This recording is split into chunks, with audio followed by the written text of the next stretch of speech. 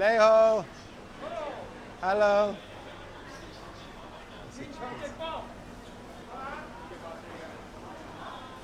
So yeah, so you would actually buy these chickens. See if I can get this guy. See? And then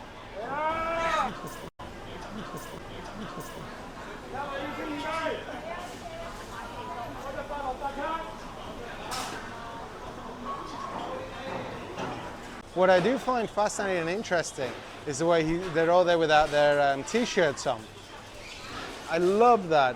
That reminds me so much of some of the dai pai dongs, the outdoor cookery places where they're cooking and cooking away. And they'd be there literally with a cigarette in the mouth, a gold chain, no